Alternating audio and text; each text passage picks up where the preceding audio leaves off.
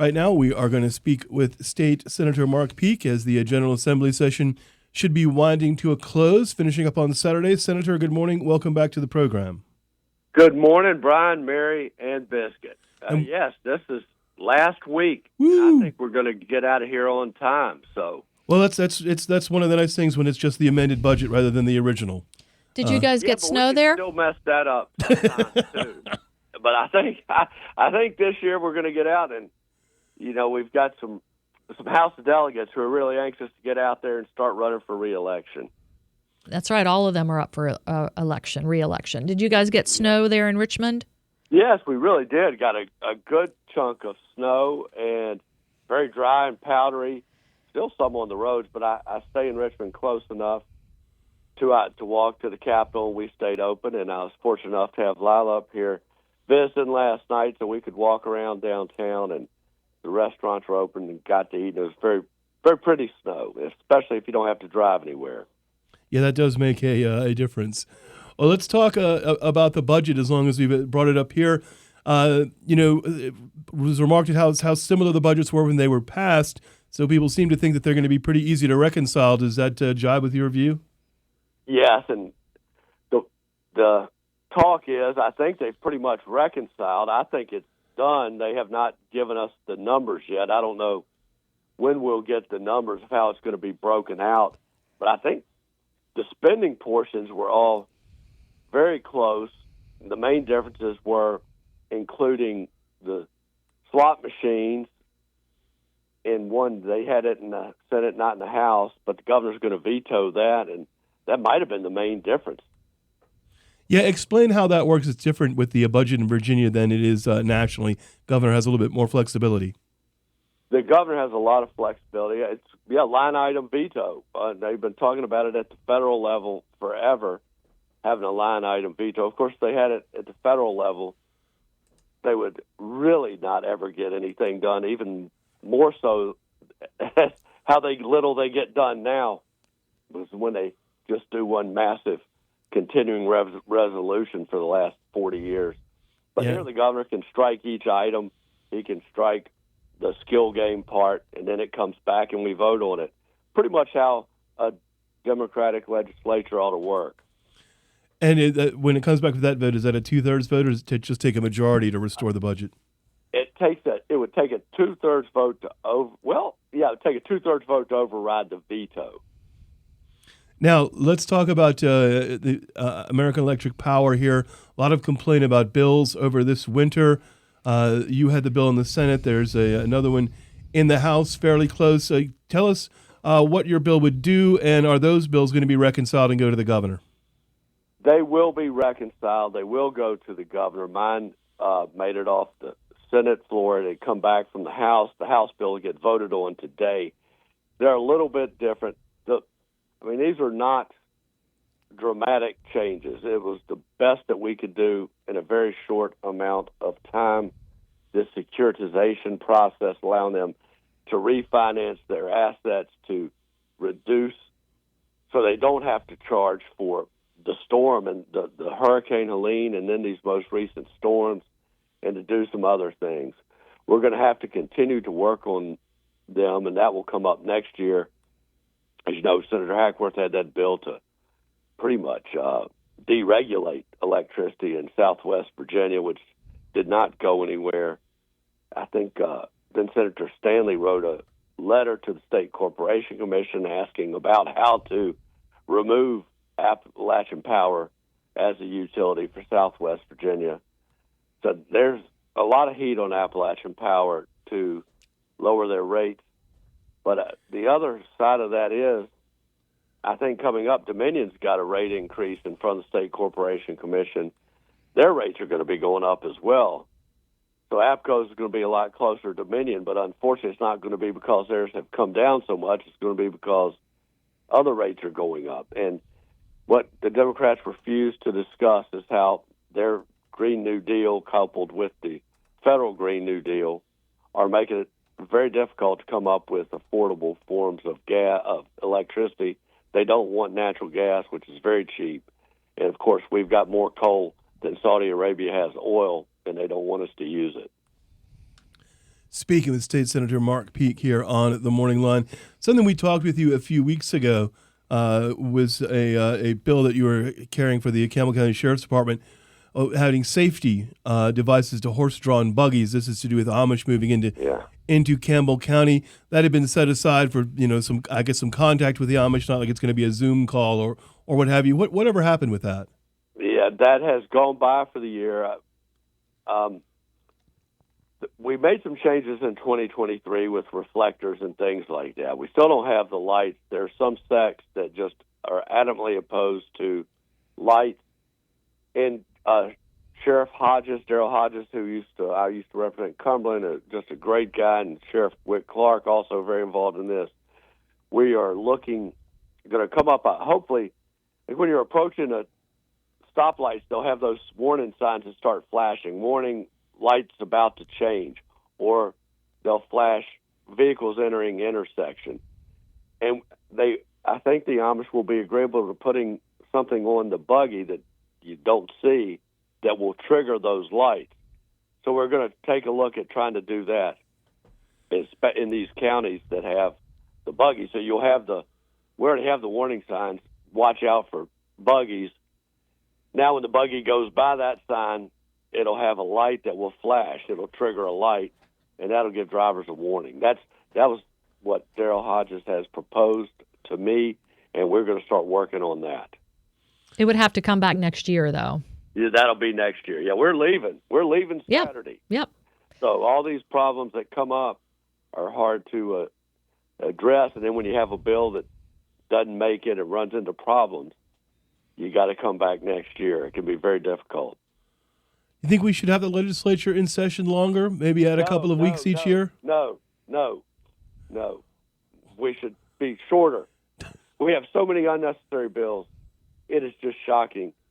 The committees I sit on every year, and people mean well, and something happens in their community, and everybody passes a bill. I do it. Somebody comes to me. But the reality is we pass about 6 to 10 things that are important outside of the budget and new laws because of some new development, some new technology, or something new, a new problem. But the rest of it is just tinkering with laws that we've had for 50 years, 100 years. And we keep tinkering. We do not need more time to be here, and we do not ever need a full-time legislature. Now, Virginia is home to, most of the world's internet traffic. We've got tons of data centers in the state, most of them in Northern Virginia, although they are moving out to the rest of the state. There's half a dozen or so, maybe more bills to try to regulate them as far as where siting goes, where they have to cut back power at peak demand times, these kinds of things. We're going to see more regulation of data centers? Yes, I think we are. The bills are going to keep coming. And the power is not there to power them in these localities. Or in Southwest Virginia, we might could do it. Of course, they're complaining about APCO's rates, but if they got some big customers like that, it could help reduce rates for the household customers. And that's been one of the problems is there aren't any big factories, any big businesses, industries are not nearly enough in Southwest Virginia that really pay the rates around the clock to help distribute those costs. But I think data centers start looking our way, Central Virginia, Southwest Virginia, get them out of Northern Virginia where they don't need them and they've got too much traffic and they really hate electricity. They definitely don't want electricity generated in their area. Come down this way, let us use our coal, let us use natural gas. Which you saw that Pulaski, they're going to they've got money in the budget to put natural gas in there, hopefully get a data center there. That's what we need. We've got the pipelines, get the natural gas, let them power themselves, and it's cheap and it's efficient and it's really natural gas is not going to cause any more pollution than all of these batteries and solar panels when they run out of their life expectancy. Virginia is kind of loose with its campaign finance laws. I think it would be fair to say it's kind of the Virginia way. There is a bill, I believe, in the House from Delegate Cherry that would limit the personal use of campaign finance money. Do you support that bill? I did. I think there was one in the Senate I didn't, because look how well that went for Donald Trump when you had the New York trying to enforce those things. I'll tell you what really enforces campaign spending, and that's primaries and elections. So if you got, and we had to list what we spend our money on. We list where it comes from and where we spend it. So if you got, all you got to do is look at those reports. You see somebody spending it on stupid things, it hits the paper, it hits the radio, and either two things will happen. Somebody will run against you, blaming you. What are you doing spending campaign money on this, especially if it's personal stuff? And then two, people will quit sending you money. So we are, everything is published. It is out there every year. Off season, it's every 6 months. Election season, it's every 2 months or something like that. People can see where you spend the money, and it's open. If you're spending money stupidly, you will hear about it. So I don't think Virginia is like old Bob Menendez in New Jersey. I think we do a lot better than that. Well, let us hope. Now, last year, the governor vetoed a bill that would have established a prescription drug affordability board that would review prices for state-sponsored health plans. It is back this year. I don't know what the governor will do. Do you support that bill? I do. I voted for it, and I tell you, I hate it. I don't want bureaucracy. I don't want any more panels and groups. But the pharmaceutical industry, our prices in the United States are higher than any other country in the world. And they say, oh, well, we develop them here and we got to do all that. Well, kind of like maybe with NATO, we'll let the other countries start spending some money to develop them. Let them share the cost. Don't send them to them cheaper than what we can buy them for. And the advertising, my goodness, the advertising.